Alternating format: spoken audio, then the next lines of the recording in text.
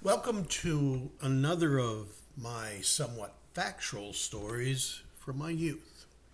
I hope you enjoy these stories about growing up on the farm in the 1960s. Farm kids never had a lot of friends as the town kids did, so imagination became very important. I hope you enjoy this next story. Growing up in Iowa, the Christmas tree. I have had many adventures while I grew up in Iowa. They all made me who I am today. High places always held a fascination for me. I would be scared as hell, but I was still drawn to high places, like the windmill or the barn rafter. One year I got it in my head that this was the year I would get a Christmas tree for our house. This was not going to be a simple pick one up in our little town of Elma. It would not even be to find a Christmas tree farm and cut my own. This would be an adventure like I have never had before. I was going to climb a 40-foot pine tree in the middle of winter to cut off the top for our tree. This plan seemed so simple. Climb up and cut off the top. But as I looked up from the ground, I began to have second thoughts. Standing on the ground, looking up seemed like a very long distance. Before I could even start, I had to break away the dead branches just to get to the trunk. Then, as I climbed upward, I had to break off more dead branches. These dead twigs poked at my head and every part of my body. Break off a few twigs and then reach for the next higher branch and pull myself up with my right hand. In my left hand, I held on to Grandpa's century-old handsaw. This had complicated my ascent up the pine since I could not grab anything with the hand that held the saw. I could barely touch the branch with the fingertips of that hand. The higher I went, the smaller the branches became, as well as the diameter of the trunk. More than once I almost lost my grip on the branch because of that saw. I have great respect for gravity since earlier in the year I had fallen out of the apple tree. I lost my grip on a branch and fell about 10 feet to the ground. On my way down, I hit a branch. I remember the awful feeling of having the wind knocked out of me. It took several seconds of gasping until I got my breath back. Climbing up a tree is scary, but it's a whole lot worse when it begins to sway. I had reached over halfway up. I could feel my weight cause the tree to lean a bit in my direction. Then my old friend Gravity was trying to reach up and pull me off this evergreen. I would have to climb at least another 10 feet before I could begin to saw off the top. As I climbed higher and higher, a slight breeze had increased to gusts. The top began to move back and forth, even more than it was before. It was like the tree knew my intentions and was trying to toss me off. A bit of snow had accumulated on the upper branches. The tree used the wind to pick it up and toss it into my face. Momentarily, I could not see. I stepped up to the next branch and stopped immediately when I heard a loud crack of wood. I stood on the weak little branch and wondered if one of them cracked under my weight. I hoped it was a branch. I hoped it was not the narrow trunk of the tree I desperately hung onto. Then the branch that I was on gave way and completely broke off. There I was, dangling 25 feet off the ground in this pine tree. I was holding on to a branch with only my right hand. The left hand was trying to reach around the trunk of the tree while at the same time not losing hold of Grandpa's handsaw. I blindly searched with my feet for a purchase. The wind swayed the tree, and just as I felt I was going to fall to my death, my foot found the broken end of the branch. With my vision clearing, I could see the vacant spot on the trunk and how far down it was to the ground. I was now able to reach around the trunk of the pine with my left hand as I held on to Grandpa's saw. I needed to go up just a little bit higher in order to find a better branch to stand on. Once I found a good branch, I brought the handsaw up until it was nearly at right angles with the pine tree's trunk and nearly up to my nose. Since the saw was longer than my reach, I had to lean away from the trunk to be able to saw. This made the top to bend even more, and the sway became even more exaggerated. Each stroke of the saw, my weight would add to the sway of the tree. Back and forth I sawed. The tree swayed in time with each stroke. The sun now was going down. The air was getting colder. My ears were stinging as if someone was trying to pierce them with an icicle. Back and forth the proud evergreen swayed. The wind drove itself through my jacket and gloves. I could barely move the saw through the wood as the cold was sapping my strength. My fingers grew numb and my arms ached as I worked to cut off the top, clung desperately to this tree. Again and again the wind tried to push me off. I kept up my slow, steady pace of sawing. I wondered if I was even cutting anything. I had to time each stroke with the wind. As the tree swayed one direction, the cut I was making would pinch together and make it impossible to even move the saw. But then, as the pine swayed the other direction, the cut would open up and allow me to thrust the saw blade. Little by little, I cut through until a great gust of wind came and whipped around me like a tornado. The evergreen danced in an arc that made me cry out in terror. I reached out for a better hold. The saw fell from my hand. I could see it drop to the ground far below. Then I heard a loud crack. Fear exploded through my body. I was expecting to be falling at any moment. Something brushed the top of my head. Glancing upward, I only saw cold gray December sky with a little spit of snow coming down. The wind had snapped the top of the evergreen. As it fell, the treetop tumbled and rolled off branches, taking with it a shower of snow. As I clung to the swaying trunk of the tree, I exhaled a breath of relief.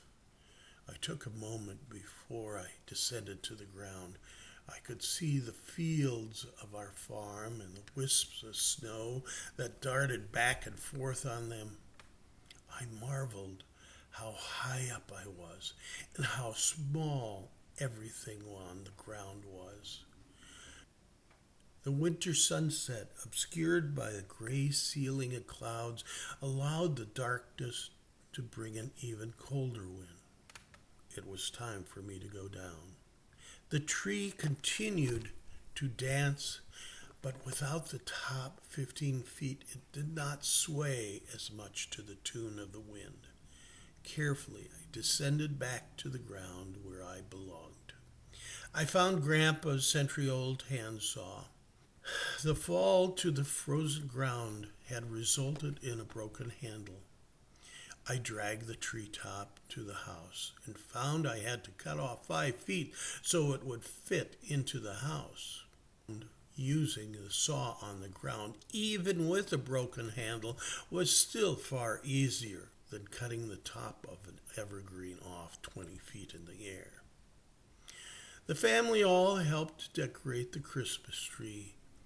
The fresh scent of pine quickly filled the house. We went to bed thinking of Christmas and the excitement of all the gifts under the tree. Mom, knowing nothing of the dangers I put myself through to get the treetop, said how proud she was of me and how pleased she was. She kissed me good night, then she left. She moved the pea pot to the side and turned off the light. It was past midnight when mayhem struck the house. At first, I woke up to only a clink. Then there was a bang, which was followed by more bangs. Suddenly, Sparky, our faithful guard dog, began to bark like he had rabies. Being an outside dog, he was jumping out at the porch door, wanting to get in to save his pack. Before I could get out of bed, there were several more bangs, and something crashed and broke. I jumped out of bed, slid into my jeans. Then my foot kicked into the empty pea pot and sent it clanging around the room. Under Mom and Dad's bedroom door, I could see their light had just gone on. I heard Dad rustling around for a shotgun. I yelled out that I was going down to check on the noise because I didn't want to be mistaken for an intruder. More things banged and crashed as I stepped out of the stairway. The kitchen and living room were dark, except for the yard light that was showing through the windows. In this dim light, I could see the rooms were in serious disarray. Then off to my left, something in the dark darted away from me. Suddenly, Dad's reading light fell over. The pop of the breaking light bulb added to the confusion. I reached over to turn on the switch to the kitchen lights when I let out a scream of pain. At first, I thought I had gotten an electrical shock, but as the lights flickered on, I could see it was a squirrel. I looked around the kitchen and I saw a mess. Sugar was spread across the table and the bowl lay broken on the floor. The avocado seed that was suspended by toothpicks in a glass of water was knocked over with a bite taken out of the seed. The porcelain statue of the Virgin Mary had been violated. The calendar was advanced to March. The expired pages were scattered across the kitchen. The bread bag was gnawed at one end, along with each of the apples. The kitchen curtain was off its rod. Half was crumpled and the other half was soaking in the leftover dishwater. Knickknacks were knocked over or left broken on the kitchen counter. Flour canister was on its side and flour dust was spread over a good portion of the room. It had crisscrossing paths of tiny feet. Dad's favorite coffee cup was in pieces on the floor. The living room did not fare any better. Wall pictures hung askew or were on the floor with broken glass. Windows from the couch were gutted and their entrails scattered around the room. Christmas tree ornaments lay broken at the base of the tree or scattered across the floor. The star dangled by its green wires, which further down had Santa hanging by his neck. Several strands of lights were dark. One flickered randomly. The manger was a major crime scene which showed signs of senseless brutality on a peaceful couple.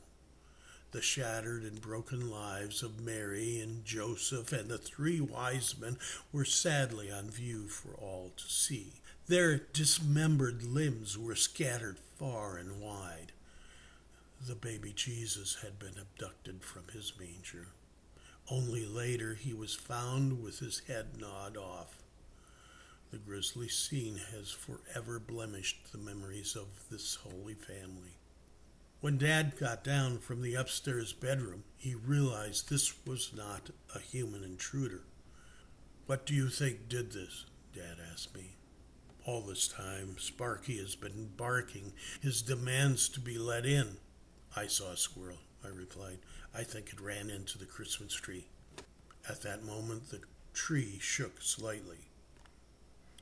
Okay, here's what we're going to do, Dad said to me and my older brother, who had just joined us. You two are going to hold up a sheet and we're going to direct it into the bathroom. Once it's there, I will have a better chance of capturing it. Wait a second, Mom said.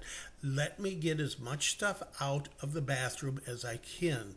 That way there will be less things to hide behind. And break? I asked. This resulted in a non-verbal scowl from my mother. All this time, Sparky kept up barking his demands.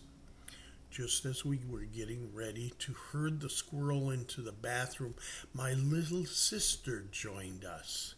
But she wasn't really joining us. She was heading to the porch door.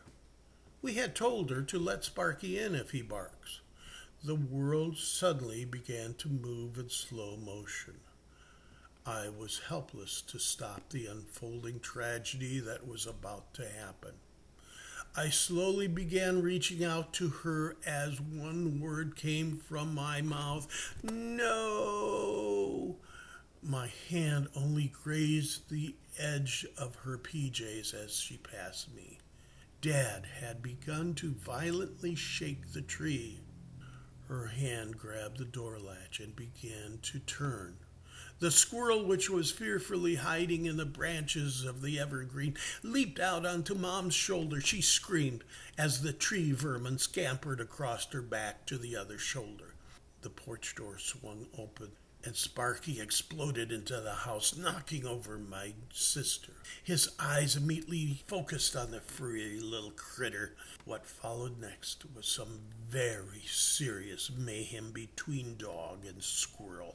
The mess the squirrel had made all by himself turned into a mess of epic proportions. Anything and anyone taller than Sparky became a refuge for the frightened squirrel. He leaped from place to place, from person to person.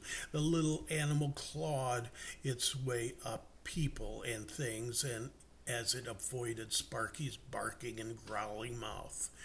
I feared this would never end, and the police would eventually find our dead, bloodied bodies. Having eaten the squirrel, Sparky would forever be blamed for our untimely deaths. Mom calmly walked over to the front door, swung it open wide, and within a few minutes the squirrel found its exit and shot out of the house with Sparky close behind him. She slammed the door and began to head upstairs. You, young man, she said, pointing at me, will be spending all of tomorrow cleaning up this mess. You brought that thing in the house, and you will deal with the consequences. I heard my older brother snicker. Keep it up, Buster, she said, and then turned to look him straight in the eyes, and you will be helping him. For several years after Christmas, I would pass by that evergreen and see its shortened top. I would feel regret for what I had done to it. Then, on the day I had planned to leave home to make a life for myself, I walked to the grove of pine trees. The pines had all grown another 10 feet. They were now all the same height. And it took me a while to find the tree that I had injured. Over years, that evergreen did not grow a new top. It grew back 2 new tops. As I looked, I saw between the double branching top of the pine tree was an owl peeking through the branches. As I turned my back to leave my life on the farm, I heard the owl ask who had cut off the top. I hope you enjoyed this story. So until the next time, thank you for listening.